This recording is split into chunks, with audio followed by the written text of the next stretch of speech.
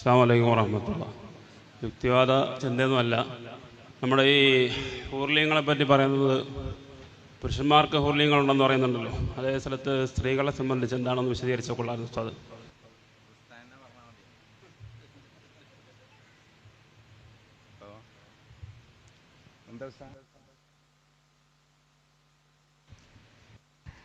ഇത് ഉസ്താദിൻ്റെ ഒരു സംശയമൊന്നുമല്ല. പിന്നെ ഈ ഒരു ഊഴം ഇവിടെ ഉള്ള സ്ഥിതിക്ക് ആരെങ്കിലും ചോദിക്കേണ്ടതെന്ന് കൊണ്ട് ഉസ്താദ് ഒന്ന് സഹകരിച്ചതാണെന്ന് തോന്നുന്നു അല്ലേ? അപ്പോൾ അതിൻ്റെ മറുപടി കൂടി ഉസ്താദിന് അങ്ങ് പറഞ്ഞാൽ മതിയായിരുന്നു. അങ്ങനെ ഒരു സംസാരം ചിലപ്പോൾ പെൺകുട്ടികളൊക്കെ നടത്താറുണ്ട്.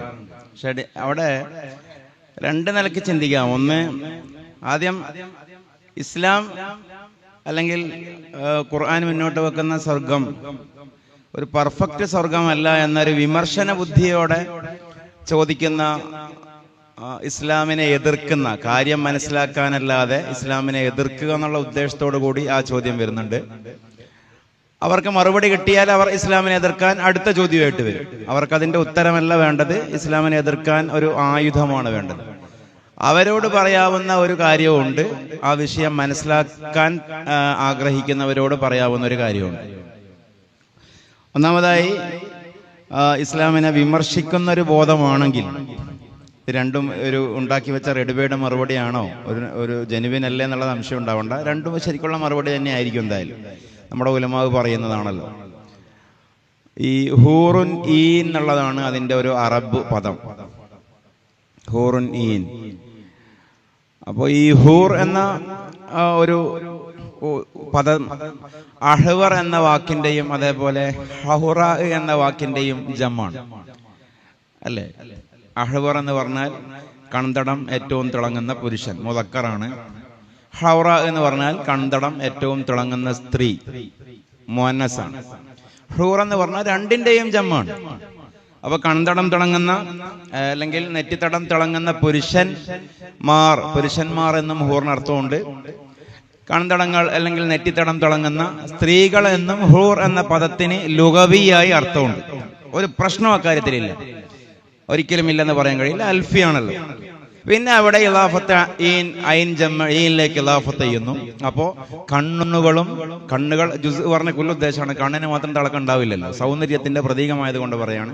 അപ്പൊ മുഖം തിളങ്ങുന്ന പുരുഷന്മാർ, മുഖം തിളങ്ങുന്ന സ്ത്രീകൾ, അല്ലെങ്കിൽ ഭംഗിയുള്ള പുരുഷന്മാർ, ഭംഗിയുള്ള സ്ത്രീകൾ, ഈ രണ്ട് അർത്ഥത്തിനും ഫിറ്റായ, ഭാഷാപരമായി 100% ഫിറ്റായൊരു വാക്കാണ് ഹൂറുൻ ഈൻ എന്നുള്ളത്.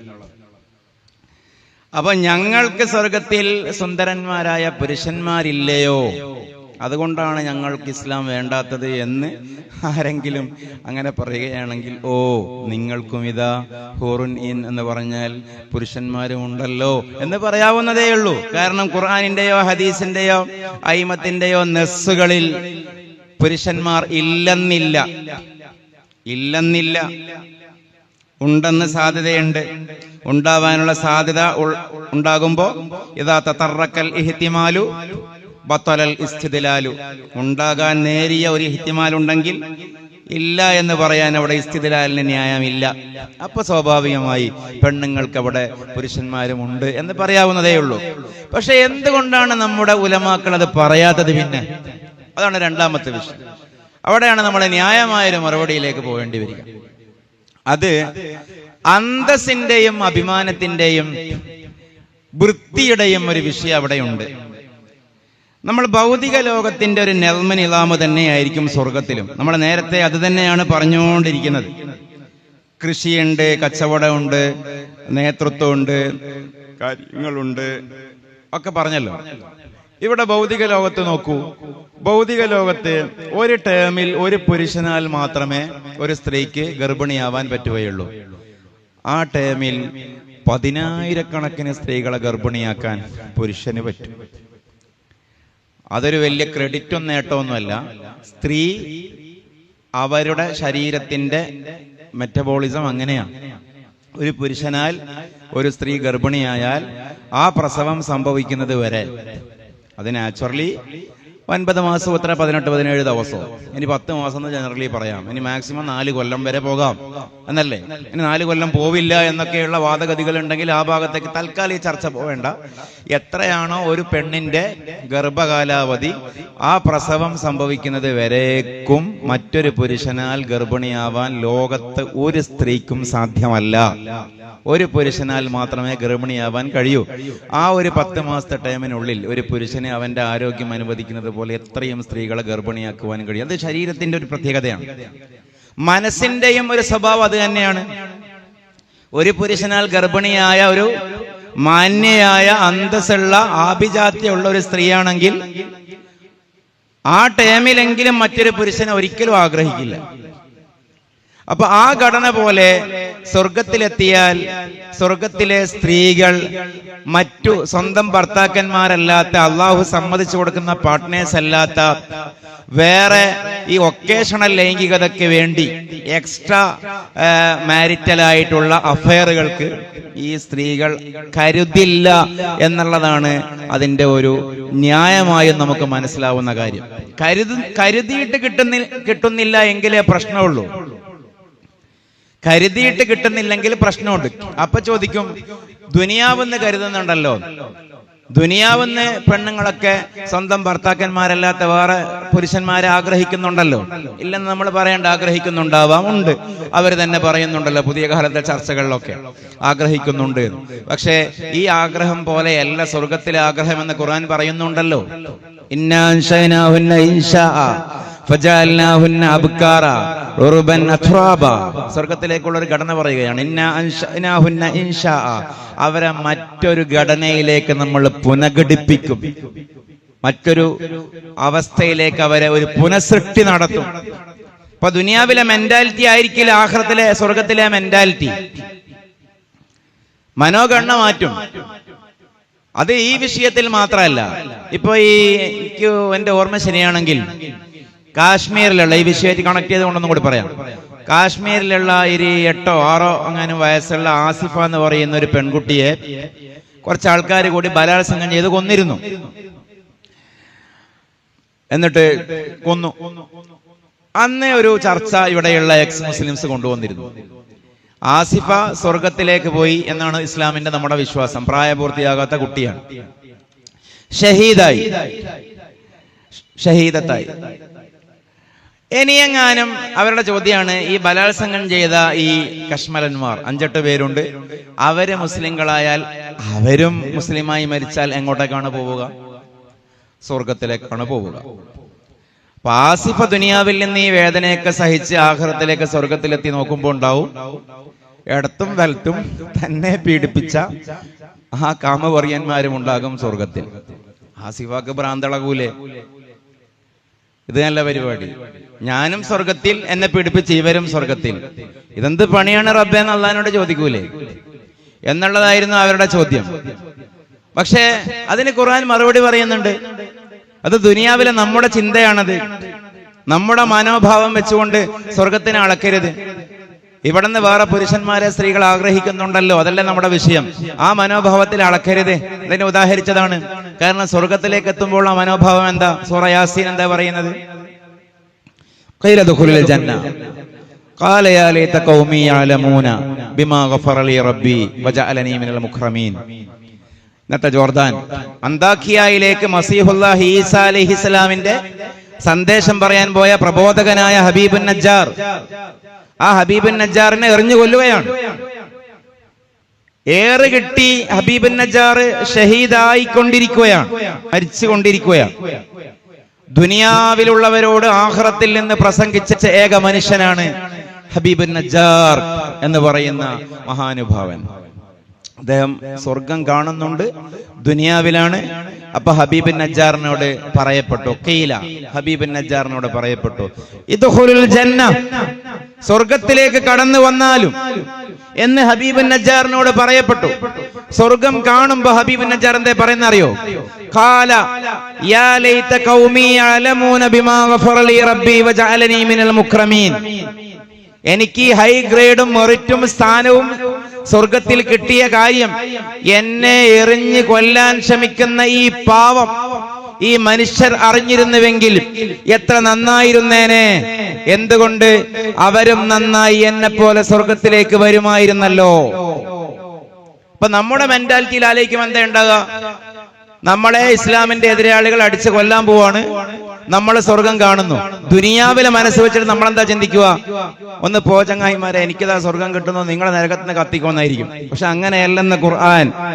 അപ്പോൾ കരുതുക, എന്നെ എറിഞ്ഞു കൊല്ലുന്ന ഇവരും എന്നെ പോലെ സ്വർഗത്തിലേക്ക് എത്തിയിരുന്നുവെങ്കിൽ എത്ര നന്നായിരുന്നേനെ. അതല്ലേ തഫ്സീർ?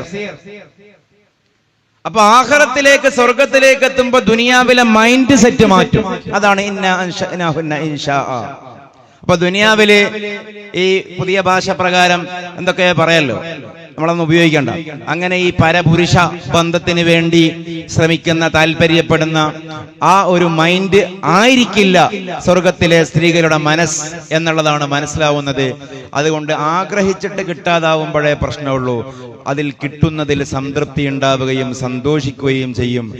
പക്ഷേ ഇതിനൊക്കെ അപ്പുറം ഞാൻ എന്റെ വിഷയാവതരണത്തിൽ പറഞ്ഞു, സ്വർഗത്തിലെ സെക്സും, സ്വർഗത്തിലെ പാലും, സ്വർഗത്തിലെ തേനും, സ്വർഗത്തിലെ ഫ്രൂട്ട്സും, സ്വർഗത്തിലെ കൊട്ടാരവും, സ്വർഗത്തിലെ മരങ്ങളും, അതൊക്കെ ആയിരം വിശേഷങ്ങളിൽ 999-ാമത്തേതും 1000-ാമതുമാണ്. അതിന്റെ മുമ്പുള്ള മൊത്തം വിശേഷം ലിഖാഉല്ലാഹി വ മുറാഫഖത്തു റസൂലിഹി സ്വല്ലല്ലാഹു അലൈഹി വസല്ലം. പെണ്ണും ആണും സെക്സും പാലും ജ്യൂസും ഒന്നുമല്ല, അള്ളാഹിനെ കാണലും റസൂലുള്ളാഹിനോട് മിണ്ടലുമാണ് എന്ന് മുഹമ്മദ് റസൂലുള്ളാഹി സ്വല്ലല്ലാഹു അലൈഹി വസല്ലം. നമ്മൾ അവതരിപ്പിക്കുന്ന സ്വർഗം അതാണ്, അല്ലാതെ സെക്സിന്റെ കഥ. അതൊക്കെ രസത്തിന്, അതിന്റെ എന്താണ് ബിദ്അത്ത് മഖ്സൂദല്ല, വിത്തബായിട്ട് പറയുന്നതാണ്. അതല്ല ഞാൻ ഈകാഉൽ ഹിമമിൽ ഇബ്നുൽ ഹാജിബ് തങ്ങളെ ഹദീസ് ഉദ്ധരിച്ചത്. സ്വർഗത്തിൽ ഇപ്പുറത്ത് ഹൂർലിങ്ങളുണ്ട്, അപ്സരസ് ഉണ്ട്, ഈ പറയുന്ന എല്ലാ ആനുകൂല്യങ്ങളും ഉണ്ട്.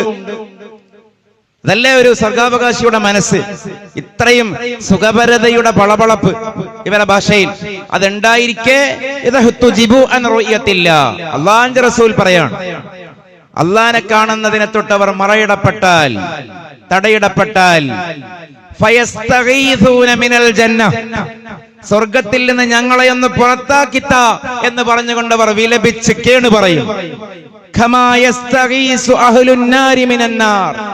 നരകത്തിലെ തീയിൽ നിന്ന് കരിയുന്ന ആളുകൾ ഞങ്ങളെ ഇതിൽ നിന്നൊന്ന് രക്ഷപ്പെടുത്തണമേ എന്ന് കരഞ്ഞു പറയുന്ന പോലെ ഞങ്ങളെ ഈ സ്വർഗത്തിൽ നിന്നൊന്ന് രക്ഷപ്പെടുത്തണമേ, ഞങ്ങൾക്ക് അല്ലാഹനെ കണ്ടാൽ മതി എന്ന് മുഅ്മിനീങ്ങൾ പറയുമെന്ന് മുഹമ്മദ് റസൂലുള്ളാഹി സ്വല്ലല്ലാഹു അലൈഹി വസല്ലം. അതുകൊണ്ട് ഹൂർലിങ്ങളെ കഥയൊന്നും സ്വർഗത്തിന്റെ കഥയിൽ 100ാമത്തെ കഥയാണ്.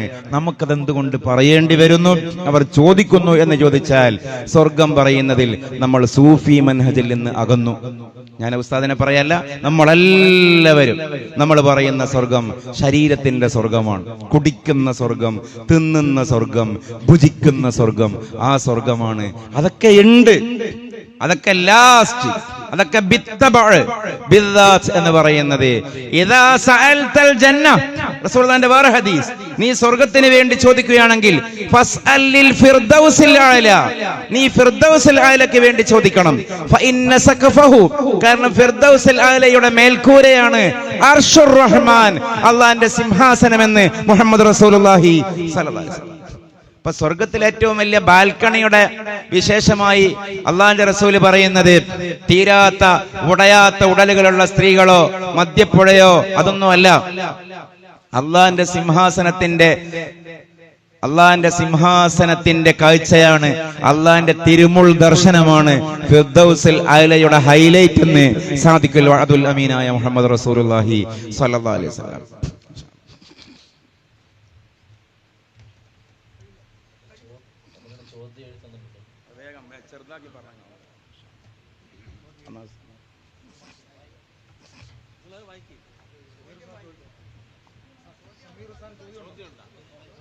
ചോദ്യമുണ്ട്, വായിക്കാം. പരിശുദ്ധ ഇസ്ലാം ഈമാൻ കാര്യങ്ങളും ഇസ്ലാം കാര്യങ്ങളും സംയുക്തമായതാണ്. അതിൽ പല കാര്യങ്ങളും ഗൈബിയായ കാര്യങ്ങളാണ്. ഒരു ഔലിയാക്കൾക്കും പ്രവാചകന്മാർക്കും ഇത്തരം ഗൈബിയായ കാര്യങ്ങൾ സമർത്ഥിക്കാൻ പല മാർഗങ്ങളുണ്ട്. ഒരു സാധാരണ മുസ്ലിം ഇത്തരം വിഷയത്തിൽ വരുന്ന ചോദ്യങ്ങൾക്ക് എങ്ങനെയാണ് ഒരു പ്രതികരണം നടത്തേണ്ടത്?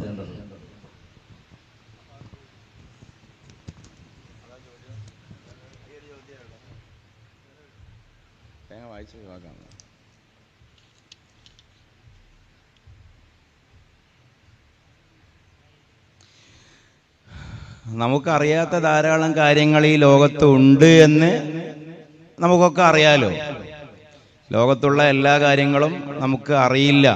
നമുക്ക് അറിയാത്ത കാര്യങ്ങളാണ് കൂടുതൽ എന്നുള്ളത് ഇസ്ലാമികമായി ചിന്തിക്കാതെ തന്നെ ഏവരും അംഗീകരിക്കുന്ന കാര്യമാണ്.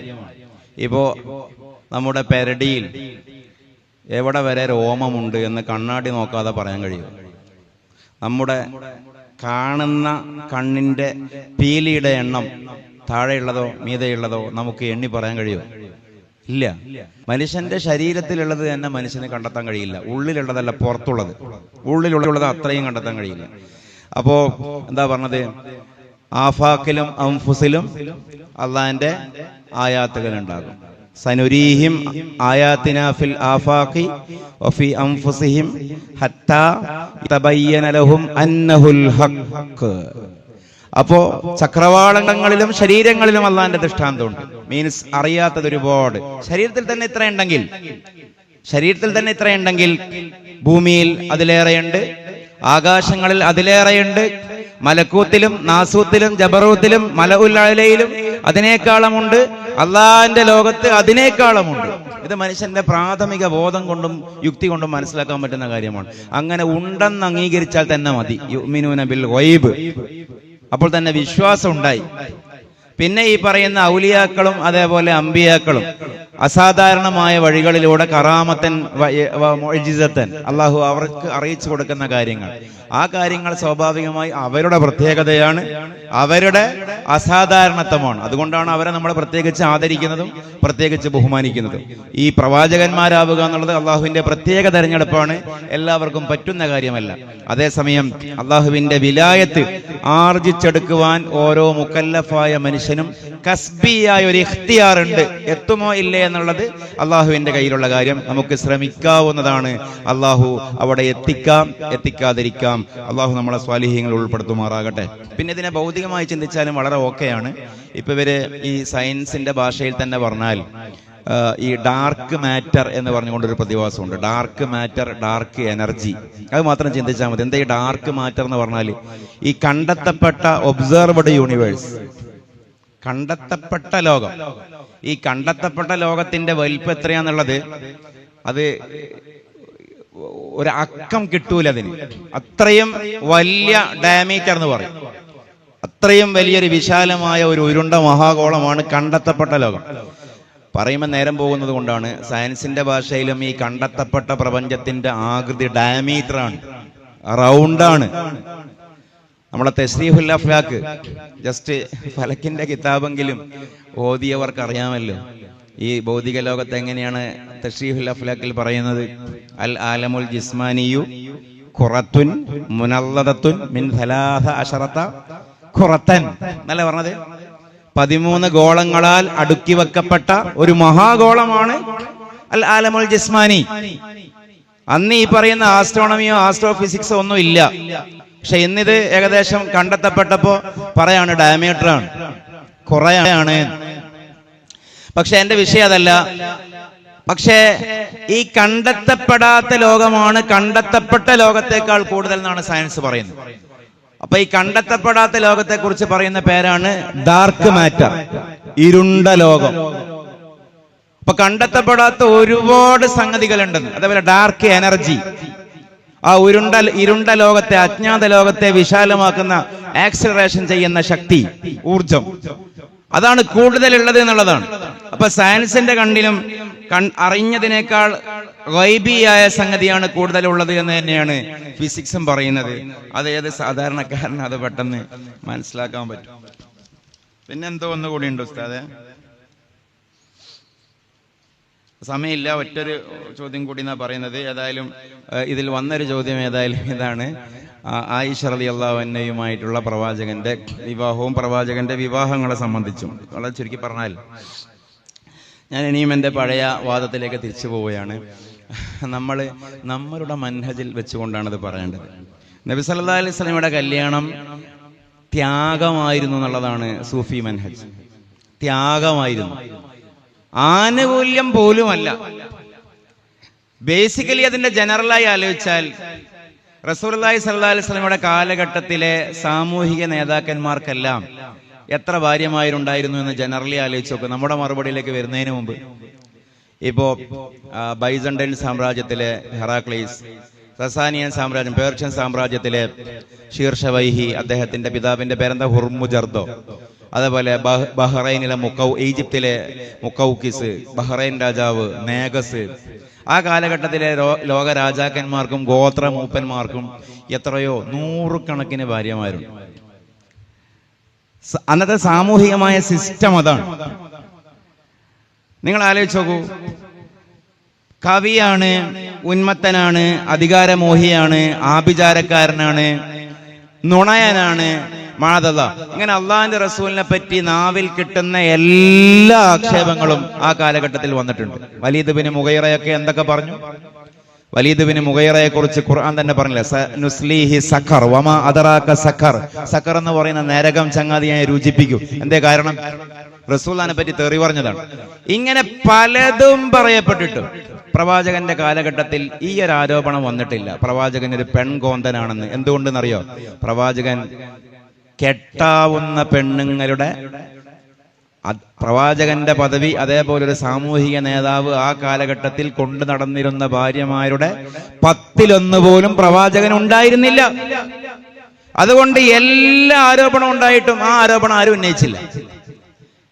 അതാണ് അതിന്റെ ഒരു പൊതുവായ കാര്യം. ഇനി മതത്തിന്റെ അകത്തേക്കൊക്കെ വന്നാൽ ചില ദൈവങ്ങൾക്കൊക്കെ 18,000 20,000 ഭാര്യമാരൊക്കെ ഉണ്ട് എന്നാണ്. നമ്മൾ പരാക്ഷേപത്തിലേക്ക് പോവുകയല്ല. ഇനി ഇസ്ലാം അതിന്റെ ഹിക്മത്തിലേക്ക് വന്നാൽ, ഞാൻ വിശദീകരിക്കുകയല്ല, അതിന്റെ മത്തിൻ മാത്രമേ പറയുന്നുള്ളൂ. ഹിക്മത്തിലേക്ക് വന്നാൽ നബി സല്ലല്ലാഹു അലൈഹി വസല്ലമയുടെ ജീവിതം ആണ് ഇസ്ലാം. ഇസ്ലാം എന്ന് പറയുന്ന ഒരു പലകയിൽ എഴുതപ്പെട്ട നിയമങ്ങളല്ലല്ലോ. മൂസ അലൈഹി ഇസ്ലാമിന് ലോഹ് വന്ന പോലെ 1, 2, 3 എന്ന് ലിസ്റ്റ് ഔട്ട് ചെയ്തിട്ടുള്ള ഒരു വ്യവസ്ഥയല്ല ഇസ്ലാം. മറിച്ച് സ്റ്റേജ് ഷോയുമല്ല ഇസ്ലാം. ഇസ്ലാം എന്ന് പറയുന്നത് 23 കൊല്ലത്തെ പ്രവാചകന്റെ പൊതു സാമൂഹിക ഗാർഹിക വ്യക്തിപര സ്വകാര്യ ജീവിതമാണ്. അപ്പൊ സ്ത്രീ സംബന്ധമായ ഇസ്ലാമിന്റെ നിയമങ്ങൾ കിട്ടാൻ എല്ലാ തരത്തിലുള്ള സ്ത്രീകളെയും പ്രവാചകന്റെ കൂടെ ജീവിപ്പിക്കുക എന്നുള്ളത് ഇസ്ലാമിന്റെ സമ്പൂർണതയ്ക്ക് ആവശ്യമാണ്. 25 വയസ്സുകാരനായ ഒരാളാണ് 40 വയസ്സുകാരിയെ കല്യാണം കഴിക്കുന്നത്. അത് തന്നെ 2 തവണ വൈദവ്യം പേറിയ ഒരു പെണ്ണ്, 3 പെൺകുട്ടികളുടെ മാതാവായ ഖദീജ റളിയല്ലാഹു അൻഹ. അപ്പൊ ആ ഖദീജ ബീവി വഫാത്താവുന്നത് വരെ വേറെ ഭാര്യയില്ല. ശരിക്കും നമ്മളെ വെച്ച് ആലോചിച്ച് നോക്ക്. ഖദീജ ബീവി വഫാത്താകുമ്പോ ഖദീജ ബീവിയുടെ പ്രായം എത്രയാ? അമുൽ ഹുസൈൻ 10ാം കൊല്ലല്ലേ? അപ്പോ ഖദീജ ബീവിയുടെ പ്രായം എത്രയായിരിക്കും? നബി സല്ലല്ലാഹു അലൈഹി വസല്ലം എത്ര? 65 വയസ്സായിരിക്കും. നബി സല്ലല്ലാഹു അലൈഹി വസല്ലം ആ സമയം വരെ ഒരു വൃദ്ധയുടെ കൂടെയാണ് ജീവിച്ചത്. നിങ്ങൾ ആലോചിച്ച് നോക്കൂ. ശാരീരികമായ താല്പര്യം ഉണ്ടെങ്കിൽ 55ഉം 60ഉം 58ഉം ഒക്കെ വയസ്സുള്ള ഒരു പെണ്ണിന്റെ കൂടെയല്ലേ തന്റെ ജീവിതത്തിലെ, ഇവരെ ഭാഷയിൽ പറഞ്ഞാൽ കത്തിപ്പൂത്ത് നിൽക്കുന്ന, ജ്വലിച്ചു നിൽക്കുന്ന യൗവന പൗരുഷം മുഴുവനും വിനിയോഗിച്ചത്. അതേ സമയത്ത് പ്രവാചകനോട് എന്ത് ഓഫർ ഉണ്ടായിരുന്നു അറിയോ? പ്രവാചകന്റെ ഓഫർ എന്താ? നിങ്ങൾ പറയുന്ന ഏത് പെണ്ണും, നിങ്ങൾ പറയുന്ന കാണിക്കുന്ന മലയുടെ പൊക്കത്തിൽ പൊന്നും, ഏത് മണ്ണിന്റെ അധികാരവും നിനക്ക് തരാം. നീ നിന്റെ അള്ളാനെയും പിടിച്ചിട്ടുള്ള വർത്താനം ഒന്ന് നിർത്തി തരുവോ? ഇതാണ് മക്കക്കാരുടെ ആവശ്യം. അപ്പൊ പ്രവാചകന്റെ മറുപടി എന്തായിരുന്നു? ലൗ കുന്തും വളഅ്തും ഹാദിഹി ശംസ ഫീ യമാനി വൽ ഖമറ ഹാദാ ഫീ യസാരി അലാ അൻ അത്റുക ഹാദൽ അംർ മാ തറക്തു. നിങ്ങൾ പെണ്ണും പൊന്നും മണ്ണും കാണിച്ചല്ലേ എന്നെ പ്രലോഭിപ്പിക്കുന്നത്? എങ്കിൽ കേട്ടോളൂ, ആ കാണുന്ന സൂര്യബിംബത്തെ എന്റെ ഈ വലത് കൈയിലും ആ കാണുന്ന നിലാബിംബത്തെ എന്റെ ഈ ഇടത് കൈയിലും വെച്ച് തന്നാൽ പോലും അള്ളാനെ പറയുന്നതിൽ നിന്ന് ഞാൻ മുഹമ്മദ് പിന്തിരിയുന്ന പ്രശ്നമില്ല എന്ന് സല്ലല്ലാഹു അലൈഹി വസല്ലം. ഞാൻ പറഞ്ഞ എന്താണെന്നറിയോ? ഒരു വൃദ്ധയുടെ കൂടെയായിരുന്നു യൗവനം മുഴുവനും. നമ്മൾ ആലോചിക്കണം. എന്നിട്ട് പിന്നെ ഒരു കന്യക. ഇനി 6-ാം വയസ്സോ 9-ാം വയസ്സോ, അതാണ് ഈ വിഷയം. കാരണം കന്യക പ്രായം മുതലുള്ള പെണ്ണിന് ഇസ്ലാമിന്റെ നിയമം എന്താണ് എന്ന് വഹീന്റെ അടിസ്ഥാനത്തിൽ തെളിയണമെങ്കിൽ, പറയണമെങ്കിൽ ഒരു കന്യകയെ ആ പ്രായത്തിൽ സാഹിബുൽ വഹിയായ ഒരു പ്രവാചകന്റെ കൂടെ ഏൽപ്പിക്കലല്ലാതെ വഴിയില്ല. മനുഷ്യ ജീവിതത്തിന് അത് ആവശ്യമാണ്. പിന്നെ വന്നതിൽ ഒറ്റ കന്യകമാരില്ല, വൈദവ്യമുള്ളവരാണ്. അതാണ് ഞാൻ പറയുന്നത്, പ്രവാചകന്റെ വിവാഹം ത്യാഗമാണ്. ആ ത്യാഗമാണെന്ന് മനസ്സിലാവാൻ ഇത്ര ജസ്റ്റ് ചിന്തിച്ചാൽ മതി. നമ്മൾ വളരെയേറെ ആദരിക്കുന്ന ഒരു ഉസ്താദ്, ഒരു ഷെയ്ഖ്, ഒരു മഹാപണ്ഡിതൻ, എപ്പോഴും കിതാബിന്റെ ലോകത്താണ്, ഔറാദിലാണ്, ദിക്റിലാണ്, അങ്ങനെ ജീവിക്കുന്ന സാത്വികനായ ആബിദായ ഒരു മനുഷ്യൻ. നിങ്ങൾക്കറിയാവുന്ന ഏത് മുഖോർത്തോക്കൂ, ആ മനുഷ്യനോട് പറയുകയാണ്, നല്ലൊരു സ്ത്രീയുണ്ട്, കെട്ടുന്നു എന്ന് ചോദിച്ചാൽ എന്തായിരിക്കും മറുപടി? ബാങ്ക്.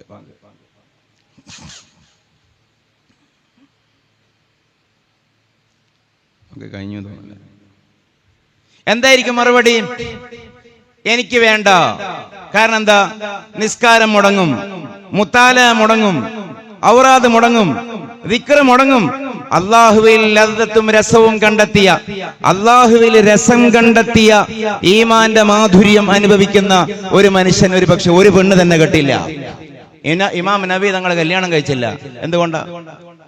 അത്ര സമയം ഇവിടെ മുത്താലയും തസ്നീഫും മുടങ്ങും. അഹ്മദ് ബിൻ ഹംബൽ റളിയല്ലാഹു അൻഹു മരണത്തിന്റെ സമയത്ത് അദ്ദേഹം കരഞ്ഞു. എന്തേ അറിയോ?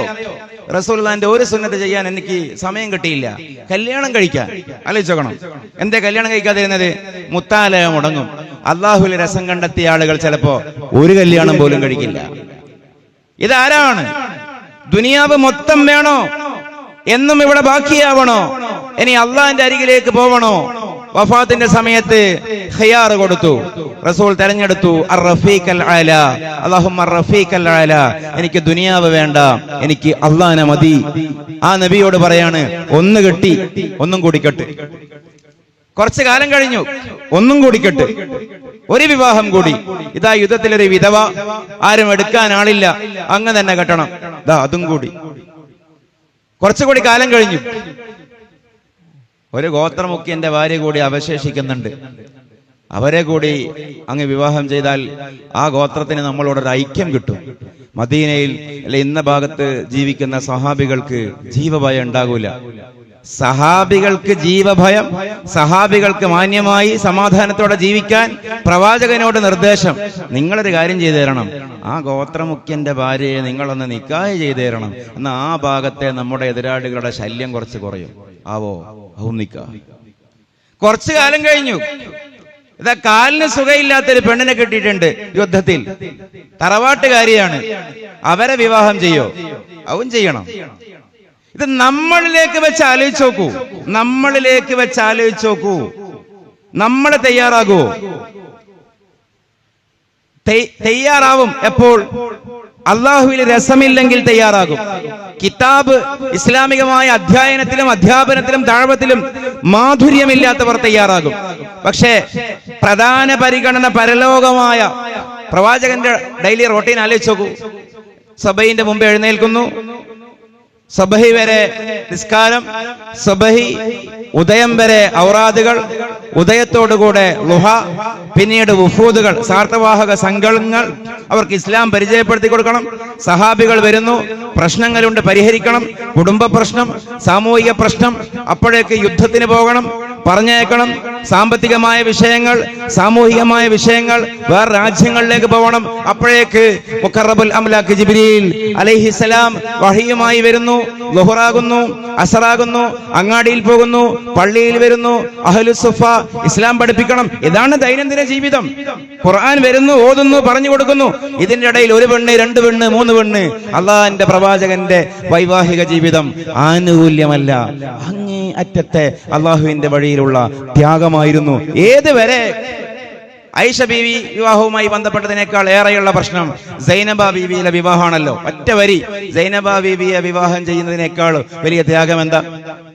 നമുക്കിപ്പോ ഒരു പെണ്ണിനോട്ട് ഇഷ്ടമുണ്ടെന്ന് കൂട്ടിക്കാം, കല്യാണം കഴിക്കണം എന്നുണ്ടെന്ന് കൂട്ടിക്കാം. പക്ഷേ നമുക്കറിയാം, കല്യാണം കഴിച്ചാൽ സമൂഹത്തിൽ വലിയ കുഴപ്പമുണ്ടാകും. കിട്ടിവരുന്ന എല്ലാ ആനുകൂല്യം ഇല്ലാതാകും. വീട്ടുകാരെതിർക്കും, നാട്ടുകാരെതിർക്കും, ജോലി പോകും, CC ക്യാമറ ഉണ്ട്, ഇതൊക്കെ നമുക്കറിയാം. നമ്മൾ ആ ബന്ധത്തിന് പോകുമോ? ഇല്ലല്ലോ. സൈനബ ബീവിയുമായിട്ടുള്ള കല്യാണം നടത്തിയാൽ ഇസ്ലാമിന്റെ നിഷേധികൾ മാത്രമല്ല, സഹാബികൾക്കിടയിൽ പോലും ചീത്തപ്പേരാകുമെന്ന് പ്രവാചകന് നല്ല പേടിയുണ്ടായിരുന്നു. വാസ്തവത്തിൽ സാക്ഷാൽ ഉമർ ബിൻ ഖത്താബ് റളിയല്ലാഹു അൻഹു പോലും ആ വിവാഹം ചെയ്യണ്ട എന്ന പക്ഷക്കാരനായിരുന്നു. ഖുർആൻ തിരുത്തി, വതഖ്ശന്നാസ്, നബിയെ അങ്ങ് സമൂഹത്തെ ഭയപ്പെടുകയാണോ? വല്ലാഹു അഹഖു അൻ തഖ്ശ, അല്ലാഹനെ പേടിച്ചാൽ മതി കേട്ടോ, അതുകൊണ്ട് താങ്കൾ സൈനബയെ വിവാഹം ചെയ്യണം. എത്ര ബേജാറോടെയായിരിക്കും സൈനബയെ അള്ളാഹുവിന്റെ പ്രവാചകൻ നിക്കാഹ് ചെയ്തിട്ടുണ്ടാവുക. എന്റെ ഉമറിനോട് ഞാൻ ഇനി എന്തു പറയും? റളിയല്ലാഹു അൻ, എന്നെ തെറ്റിദ്ധരിച്ചേക്കാവുന്ന സഹാബത്തിനോട് ഞാൻ എന്ത് പറഞ്ഞു കൊടുക്കും? സൈനബ വിവാഹം പോലും റളിയല്ലാഹു അൻ അള്ളാഹിന്റെ മാർഗത്തിലുള്ള ത്യാഗമായിരുന്നു. ഞാൻ ദീർഘിപ്പിക്കുകയല്ല. പ്രവാചകന്റെ വിവാഹം പ്രവാചകൻ അള്ളാഹു പ്രത്യേകം കൊടുത്ത ഓഫർ പോലുമല്ല. എല്ലാ കാര്യത്തിനും എന്ന പോലെ ഏറ്റവും ത്യാഗം സഹിച്ചത് അള്ളാഹിന്റെ പ്രവാചകനല്ലേ. വിശന്നു, മുറിവേറ്റു, ഷഹാദത്തിന്റെ കൂലി പോലും കിട്ടത്തക്ക വിധം വിഷം വയറ്റിൽ ചെന്നു. അതുപോലെ മാനസികമായി ഏറ്റവും കൂടുതൽ മനസ്സ് ഓരോ സ്ത്രീക്കും പെണ്ണിനും കൊടുക്കുന്ന തരത്തിൽ അള്ളാഹുവിന്റെ പ്രവാചകനെ വാസ്തവത്തിൽ ആ ത്യാഗത്തിലേക്ക്, ആ പരീക്ഷണത്തിലേക്ക് നയിക്കുകയായിരുന്നു. പിന്നെയുള്ളത് എന്താ? ഇവരുടെ ഒരു ആർഗ്യുമെന്റ്, എല്ലാ ദിവസവും എല്ലാ ഭാര്യമാരെയും സമീപിക്കും. ഈ സമീപിക്കും എന്ന് പറയുമ്പോഴേക്ക് ലൈംഗികതയിലേക്ക് ചിന്തിക്കുന്ന ആളുകളല്ലേ വാസ്തവത്തിൽ അതുകൊണ്ട് ചിന്തിക്കുന്നവർ. അറബിഹ എന്ന അറബി വാക്കിന്റെ പ്രയോഗം എന്താ? ആ വിഷയത്തിലേക്ക് കൂടുതൽ പോവേണ്ടതില്ല. കഥ പറയാൻ പോയി, സഹവസിക്കാൻ പോയി, ചാർച്ചയെ ചേർക്കാൻ പോയി, പായസം കുടിക്കാൻ പോയി, ചായ കുടിക്കാൻ പോയി, ചെലവ് കൊടുക്കാൻ പോയി. ഈ പോയി സന്ദർശിച്ചു എന്ന് പറയുമ്പോഴേക്ക് ഒരു ദിവസത്തിൽ ഇത്ര തവണ ഈ ഒരു മൗലവിയൊക്കെ ഉണ്ടല്ലോ അത് പറഞ്ഞ് പ്രചരിപ്പിക്കുന്നു. അദ്ദേഹമൊക്കെയാണ് വാസ്തവത്തിൽ ഔറത്ത് കൊണ്ട് ചിന്തിക്കുന്നയാൾ. ആ അവയവത്തിന്റെ പേര് പറയണ്ട, തലച്ചോറ് കൊണ്ട് ചിന്തിക്കാതെ ഒരു പ്രയോഗം ഉണ്ടല്ലോ, അതുകൊണ്ടൊക്കെ ചിന്തിക്കുന്ന ആളുകൾ. അപ്പോ സാദിഖുൽ വഅദുൽ അമീനായ മുഹമ്മദ് റസൂലുള്ളാഹി സ്വല്ലല്ലാഹു അലൈഹി വസല്ലം നമുക്ക് അവസാനിപ്പിക്കാം അല്ലേ? ഹലോ സാർ,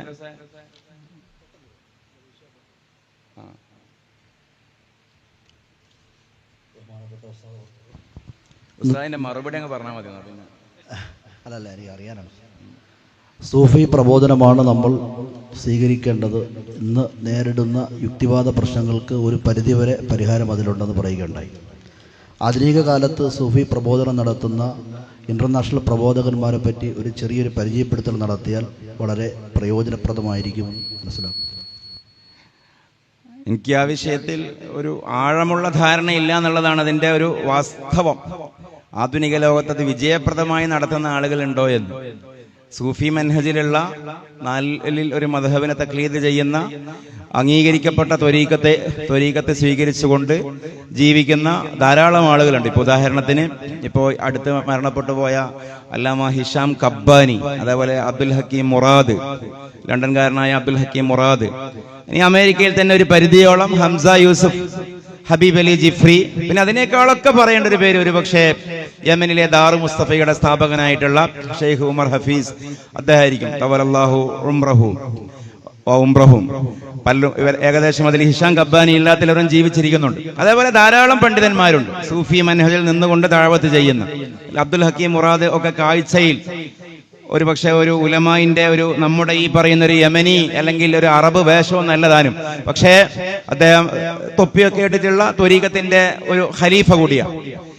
അദ്ദേഹത്തിന്റെ പക്കലാണ് ഡിസ്ക്രിപ്ഷൻസ് ഒക്കെ വായിക്കുമ്പോൾ ആ നാട്ടിന്റെ ഒരു നിയമപരമായ ആനുകൂല്യം കൂടിയാവാം ഏറ്റവും കൂടുതൽ ഇസ്ലാമിലേക്ക് സ്വമേധയ കൺവേർഷൻ ചെയ്യപ്പെടുന്ന ഒരു കാഴ്ചയൊക്കെ ഉള്ളത്. അതേസമയം നിങ്ങൾ ആലോചിച്ച് നോക്കൂ, ഈ അഹ്ലുസുന്നയുടെ സൂഫി മൻഹജ് അല്ലാതെയുള്ള റാഡിക്കൽ പൊളിറ്റിക്കൽ ഇസ്ലാമിസ്റ്റ് എന്നൊക്കെ പറയുന്ന ഒരു ശൈലി സ്വീകരിക്കുന്ന പ്രബോധകന്മാരൊക്കെ എന്താണെന്ന് അറിയില്ല. ഞാൻ ആരുടെയും മീതെ കയറിയോ അല്ലെങ്കിൽ ആരെയും അണ്ടർ എസ്റ്റിമേഷൻ ചെയ്തോ പറയുകയല്ല. അല്ലാഹു അലം, നമ്മളൊക്കെ പരിചയം കൊണ്ടും അറിവ് കൊണ്ടൊക്കെ അവരെക്കാൾ എത്രയോ ചെറുതായിരിക്കും. പക്ഷെ അവരുടെ ഒരു ദഅവത്തിന്റെ സിസ്റ്റം ഉണ്ടാക്കുന്ന ഒരു പ്രതിഫലനം എന്ന് പറയുന്നത് കുറെ നിയമപ്രശ്നങ്ങളും കെട്ടിക്കൊടുക്കുകളും ആരോപണങ്ങളും ഒക്കെ ആയിരിക്കും. എനിക്ക് തോന്നുന്നു അവരൊക്കെ നിഷ്കളങ്കരും നിസ്വാർത്ഥരും തന്നെയാവാം. പക്ഷെ ഈ ബർക്കത്ത് എന്ന് പറയുന്ന ഒരു സാധനം ഉണ്ടല്ലോ, അപ്പൊ നമ്മൾ എന്ത് ഒരു അള്ളാന്റെ ഇതൊരു സനദാണല്ലോ ഇത്. നമ്മളൊരു പരിപാടി നടത്തുമ്പോൾ അൽ ഫാത്തിഹ വിളിച്ചുകൊണ്ടാണ് നടത്തുന്നത്. കാരണം ഇതിന് മുമ്പ് ഈ കാര്യം ചെയ്ത ആളുകളൊക്കെ ആത്മീകമായി നമ്മളെ സഹായിക്കണം. ആത്മീകമായി തസറുഫാത്തിന്റെ അധികാരമുള്ള അർവാഹൊക്കെ ഹാജരാകണം. ഇനി ഹാജരാകുന്നില്ലെങ്കിൽ അവരുടെ ഒരു കനഫ്, ഒരു മദത് അള്ളാഹു നമുക്ക് ഇട്ട് തരണം. ആ പ്രതീക്ഷയിലാണ് നമ്മൾ കടപ്പെട്ട മുൻഗാമികളായ ആളുകൾക്ക് ഒരു ഫാത്തിഹ വിളിച്ച് അവരെ മക്ബറകൾ സിയാറ ചെയ്ത് ഒരു കാവൽ തേടി നമ്മൾ ഈ കാര്യം പറയുന്നത്.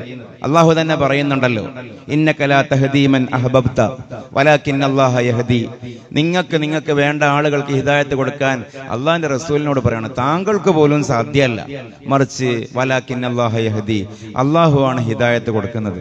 റസൂലുള്ള പറഞ്ഞതോ അവസാനം ലിയുബല്ലിഗുനി ഷാഹിദു അൽ ഗായിബ, ഷാഹിദ് ഗായിബിന് എത്തിച്ചു കൊടുക്കട്ടെ. എന്ത് പറഞ്ഞില്ല? ലിയുബല്ലിഗുനിൽ ആലിമു അൽ ജാഹില, ഈ കാര്യം അറിയുന്ന ആളുകൾ അറിയാത്തവർക്ക് എത്തിച്ചു കൊടുക്കട്ടെ എന്നല്ല പറഞ്ഞത്, ഷാഹിദ് ഗായിബിന് കൊടുക്കട്ടെ എന്നാണ്. എന്താണ് ഈ ഷഹാദത്ത്? നമ്മൾ തന്നെ ഷഹാദത്ത് പറഞ്ഞ സർട്ടിഫിക്കറ്റ് ആണ്. സനദ്ദാനത്തിൽ നമ്മൾ ഷഹാദത്ത് എന്നല്ല പറയുന്നത്. അപ്പൊ സനദ് കിട്ടിയ റസൂലുള്ളാഹിന്റെ കയ്യിൽ നിന്ന് ആർക്കാ സനദ് കിട്ടിയത്? സഹാബികൾ, പിന്നെ താബികൾ, തബഉ താബികൾ, അയിമ്മത്ത്, അങ്ങനെയുള്ള ആ ചങ്ങലയിൽ, സിൽസിലയിൽ അത് റസൂലുള്ള രണ്ടും കൊടുത്തു. ഇസ്ലാമും കൊടുത്തു, ഈമാനും കൊടുത്തു, ഇഹ്സാനും കൊടുത്തു. ഈ ഇഹ്സാനാണ് നമ്മൾ തസവുഫ് എന്ന് പറയുന്നത്. ഇഹ്സാന്റെ വ്യവസ്ഥാപിതമായ രൂപമാണ് ത്വരീഖത്തുകൾ. അൻതഅബ്ദുല്ലാഹ കഅന്നക തറാ ഫഇല്ലം തകുൻ തറാ ഫഇന്നഹു യറാക്. ആ മഅരിഫത്തിന്റെ വഴി, ആ വഴി കൂടി ഈ ദഅവത്തിന്റെ ഭാഗം ഉണ്ടാവണം എന്നുള്ളതാണ് ഞാൻ ഉദ്ദേശിച്ചത്. അതിനാണ് കൂടുതൽ ഇമ്പാക്റ്റ് ഉണ്ടാവുക എന്ന്. അല്ലാതെ ആധുനിക സയൻസിന്റെ എലമെന്റുകളെ ഉപയോഗിക്കേണ്ടെന്നല്ല. എലമെന്റുകളെ ആ ചോദ്യം ഉസ്താദ് ഇത് ഒരു അവസരം പോലെ ഒരു 2 വാക്കുകൂടി പറയട്ടെ. അഹ്ലുസുന്നയുടെ സൂഫി വഴി പറയുന്നവർക്കാണ് ഈ പറയുന്ന സയൻസും പറയാൻ ഒന്നുകൂടി സൗകര്യം ഉണ്ടാവുക. എക്സാമ്പിൾ, ഉദാഹരണത്തിന് ഞാൻ നേരത്തെ ഇവിടെ ഒരു തനാട്രോളജി എന്നുള്ളൊരു പദം ഉപയോഗിച്ചു, മരണസംബന്ധ ശാസ്ത്രം. അപ്പൊ അതിന്റെ ഒരുപാട് പഠനങ്ങളൊക്കെ നടക്കുന്നുണ്ട്. കുറെ ആളുകൾ അതിനെ എതിർക്കുന്നുണ്ട്, ഒക്കെ ശരിയാണ്. പക്ഷെ നോക്കൂ, അത്ര എതിർക്കാനൊന്നും കഴിയില്ല. ആ ശാസ്ത്രം അനുസരിച്ചുകൊണ്ട് എന്ന് പറഞ്ഞാൽ അത്തരം പുസ്തകങ്ങൾ എഴുതിയ ആളുകൾ നമ്മളോട് പറയുന്നതനുസരിച്ച് മരണത്തിന്റെ തൊട്ടു മുമ്പ് മരണത്തിൽ നിന്ന് തിരിച്ചു വന്ന ആളുകളിൽ നടത്തിയ സർവേ പ്രകാരമുള്ള കണക്കുകളാണ്. ലന്നിയാത്താണല്ലോ ദുനിയാവിലുള്ള ഇൽമുകൾ. അപ്പൊ അതനുസരിച്ചുകൊണ്ട് മരണത്തെ അഭിമുഖീകരിക്കുന്ന ആളുകൾ കാണുന്ന മനുഷ്യന്മാരിൽ 4-5% മാത്രമാണ് ജീവനോടെയുള്ള ആളുകൾ. ബാക്കി 95% ആളുകളും ഓൾറെഡി മരണപ്പെട്ടവരാണ് എന്നുള്ളതാണ് അവര് പറയുന്നത്. അല്ലാഹു ആലം. For fathers, for mothers, menders എന്നൊക്കെ ഉണ്ട്. അതിന്റെ പുസ്തകങ്ങളൊക്കെ വേണം, ഞാൻ അതിന്റെ PDF തരാം, വായിച്ചു നോക്കൂ. മരിക്കുന്നയാള് കാണുന്ന ആളുകൾ നേരത്തെ മരണപ്പെട്ടവരാണെന്ന്. വല്യപ്പമാര്, വല്യമ്മമാര്, ഗുരുക്കന്മാര്, ശൈഖമാര്. ചിലപ്പോ അതിന്റെ ഖണ്ഡനമായിട്ട് അത് പിശാചുക്കളാവാമല്ലോ എന്നൊക്കെ ചില ആളുകൾ പറയുന്നുണ്ട്. അന്താരാഷ്ട്ര ചർച്ചകൾ ആ വിഷയത്തിൽ നടക്കുന്നുണ്ട്. ഞാൻ എന്നെ കൊണ്ട് പറ്റുന്ന പോലെ ഫോളോ ചെയ്തപ്പോ ചില ആളുകളൊക്കെ അതിന് അപവാദമായിട്ട് പറഞ്ഞു, ഈ മരിക്കുന്ന ആളുകൾ കാണുന്നു എന്ന് പറയുന്ന ഈ നേരത്തെ മരണപ്പെട്ടു പോയവരുടെ രൂപത്തിൽ വരുന്നത് ശൈത്താനാകാം അല്ലോ, ശൈത്താനുമാകാമല്ലോ. ശൈത്താനായാലും നമ്മൾ വിജയിച്ചില്ലേ? ലോകത്ത് മുഅ്മിനീങ്ങളെ മറികടക്കാൻ ശൈത്താന് പറ്റൂലല്ലോ. കാരണം എന്താ? നിങ്ങൾ പറ, ശൈത്താൻ ഉണ്ട് എന്ന് ലോകത്ത് ആരേ പറഞ്ഞിട്ടുള്ളൂ? ശൈത്താൻ ഉണ്ട് എന്ന് ശൈത്താൻ പറഞ്ഞിട്ടുണ്ടോ? ശൈത്താൻ ഉണ്ട് എന്ന് അള്ളാഹു അല്ലേ പറഞ്ഞിട്ടുള്ളൂ? ശൈത്താൻ ഉണ്ട് എന്ന് അള്ളാഹിന്റെ റസൂലേ പറഞ്ഞിട്ടുള്ളൂ. ഇനിയിപ്പോ മരിക്കുന്ന നേരത്തെ നമ്മളെ കബളിപ്പിക്കാൻ വരുന്നത് ശൈത്താൻ തന്നെയാണെന്ന് കൂട്ടിക്കോ. എന്നാലും അത് ആരെ വിജയ? എനിക്ക് മനസ്സിലാവുന്നില്ലാലും കൊല്ലേ ആർക്ക് റബ്ബേ? റസൂലുള്ളാഹിന്റെ വിജയല്ലേ? ഇപ്പൊ ഖുർആൻ പറയുന്നു എന്ത്? ഇബ്ലീസ് എന്ന് പറഞ്ഞാൽ കാഫർ ജിന്നിന്റെ ഹെഡ് അള്ളാഹിനോട് പറഞ്ഞു, അന്ത്യനാൾ വരെ എനിക്കൊരു ഡ്യൂട്ടി വേണം. എന്താ ഡ്യൂട്ടി? നിന്റെ വഴിയിലേക്ക് സിറാത്ത് മുസ്തഖീമിലേക്ക് ആൾക്കാർ വരുമ്പോ ഇടത്ത് കൂടിയും വലത്ത് കൂടിയും താഴെ കൂടിയും മീതെ കൂടിയും ഒക്കെ ഞാൻ ഓരെ സമീപിച്ച് ഓരെ പഴപ്പിക്കും. വാസ്തവത്തിൽ നമുക്ക് ഏറ്റവും മറന്നുപോയതൊക്കെ ഓർമ്മയാവൽ എപ്പോഴാണ്? പ്രാക്ടിക്കലി ചിന്തിച്ചോക്ക്. ഇതൊരു തെളിവൊന്നല്ല കേട്ടോ.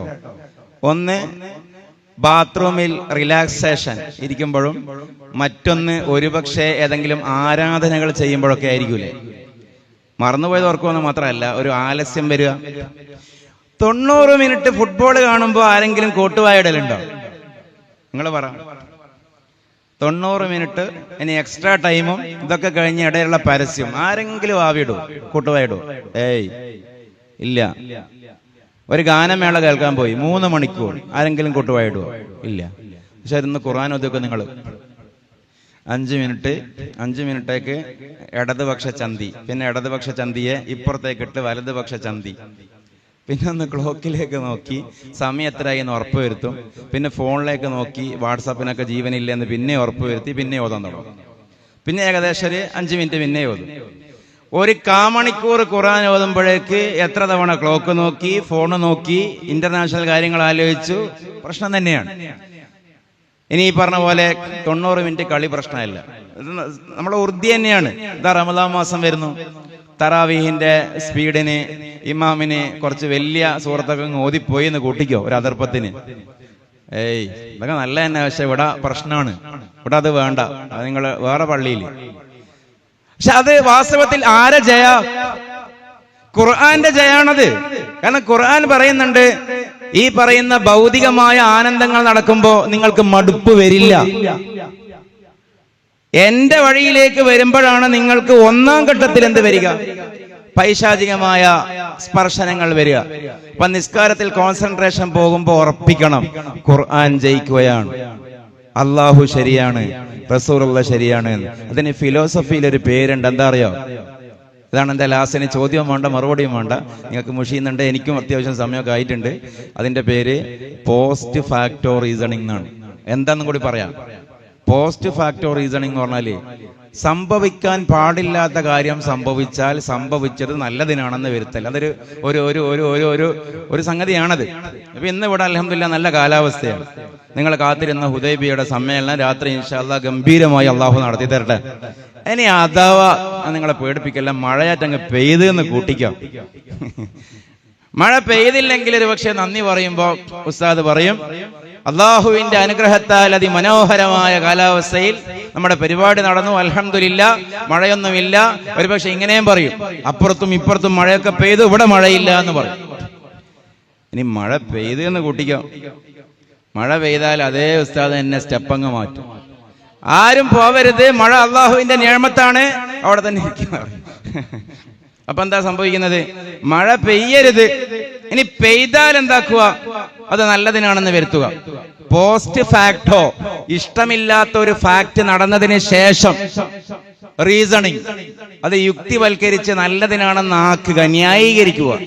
അത് ഫിലോസഫിയിലെ ഒരു രീതിയാണ്. എന്ന് പറഞ്ഞ പോലെ നിസ്കാരത്തിൽ ശ്രദ്ധ തെറ്റരുത്, ഖുർആൻ ഓതുമ്പോ മടുക്കരുത്. ഇനി മടുപ്പ് വന്നു, ശ്രദ്ധ തെറ്റി, ഇനി അതിൽ ഖൈർ കണ്ടെത്തും. എന്താ ഖൈർ? ശ്രദ്ധ തെറ്റുമെന്നും മടുക്കുമെന്നും പിശാച് വരുമെന്നും അള്ളാഹു നേരത്തെ പറഞ്ഞിട്ടുണ്ടല്ലോ. അതുകൊണ്ട് പിശാചിനോട് പറയാ, എന്റെ പൊട്ട, നീ മെനക്കെടണ്ട, നീ എത്രത്തോളം എന്റെ ശ്രദ്ധ തെറ്റിക്കുന്നുവോ അത്രത്തോളം എനിക്ക് അള്ളാഹുവിലുള്ള ഈമാനും ഖുർആനിലുള്ള വിശ്വാസവും റസൂലുള്ളാഹിന്റെ സത്യസന്ധതയിലുള്ള വഹിയിലുള്ള വിശ്വാസവും കൂടുകയേ ഉള്ളൂ എന്ന് നമ്മൾ തിരിച്ചറിഞ്ഞാൽ ക്രമേണ പിശാച് തോക്കും, അള്ളാഹു ജയിക്കും. അള്ളാഹു നമ്മളെ ജയിപ്പിക്കുമാറാകട്ടെ. അപ്പൊ എന്തായിരുന്നു നമ്മളെ വിഷയം? എങ്ങനെയാണ് അതിലേക്ക് പോയത്? നമ്മുടെ ഈ സൂഫി ദഅവത്തിന്റെ രീതി പറഞ്ഞതാണ്. അപ്പൊ ഞാൻ പറഞ്ഞത് അതല്ല, ഇത്തരം സയൻസിനെ ഉപയോഗിക്കാൻ പോലും നമുക്കാണ് പറ്റുക എന്നുള്ളതാണ്. അപ്പൊ നമ്മുടെ വിശ്വാസമാണ് എന്ത്? ഒരാൾ മരിക്കുന്ന സമയത്ത് പിശാച് വരും, നല്ല ആളുകളും വരും, ചിലപ്പോൾ മശായിഖന്മാര് വരും, സഹായിക്കും, അവര് പറഞ്ഞു തരും എന്നൊക്കെയുള്ളത് നമ്മുടെ വിശ്വാസമാണ്. അഹ്ലുസുന്നയുടെ അഖീദയിൽപ്പെട്ടതാണ്. സൂഫികൾ അതാണ് പ്രചരിപ്പിച്ചത്. അപ്പൊ ആ മൻഹജ്, അതിന്റെ ഒരു പ്രസക്തി ബാക്കിയാകും എന്നുള്ളത് തന്നെയാണ്. The more science goes forward, the more അഹ്ലുസുന്ന ടു ഗോസ് ഫോർവേഡ് എന്ന് ഒരുപക്ഷെ അതിനെക്കുറിച്ച് പറയാനും കഴിയും ഇൻഷാ അല്ലാഹ്. ഇനി ഞാൻ പറഞ്ഞത് അതൊരു അവസാന വാക്കൊന്നുമല്ല. ഞാൻ മറ്റുസ്താദുമാരിൽ നിന്നും മറ്റുമൊക്കെ കേട്ടത് ക്രോഡീകരിച്ച് ജമ്മ ചെയ്ത് പറയുന്ന ഒരാൾ മാത്രമാണ്. എൻ്റെ വക അതിൽ ഗവേഷണങ്ങളും കാര്യങ്ങളൊന്നും ഇല്ല. അപ്പോൾ പറഞ്ഞതിലൊക്കെ എന്തെങ്കിലും അപാകതയുണ്ടെങ്കിൽ, ഇനി അങ്ങനെയല്ല ഇങ്ങനെ കൂടി സാധ്യതയുണ്ടല്ലോ എന്നൊക്കെ അഭിപ്രായങ്ങൾ ഉണ്ടെങ്കിൽ നിങ്ങളത് എനിക്ക് നല്ല നിലക്ക് നമുക്ക് അങ്ങോട്ടും ഇങ്ങോട്ടും സംസാരിക്കാമല്ലോ. വലിയ ഉസ്താദുമാരാണ്. ഞാനൊരു അതിഥി എന്നുള്ള നിലക്കായിരിക്കും നിങ്ങളൊക്കെ എൻ്റെ മുമ്പിൽ ഇരിക്കുന്നതും പറകിലിരിക്കുന്നതും എന്നോട് ചോദിക്കുന്നതും ഒക്കെ. അപ്പോൾ അതൊക്കെ ഒരു ബർക്കത്തൻ എന്നുള്ള നിലയിൽ ഞാൻ എടുക്കുകയും അള്ളാഹു വലിയൊരു ബർക്കത്തായി വലിയൊരു അനുഗ്രഹമായി നമുക്ക് ഏവർക്കും പറയുന്ന കേട്ട എല്ലാ ആളുകൾക്കും അള്ളാഹു ഇത് ദുനിയാവിലും ആഖിറത്തിലും ഭവിപ്പിച്ച് നൽകട്ടെ.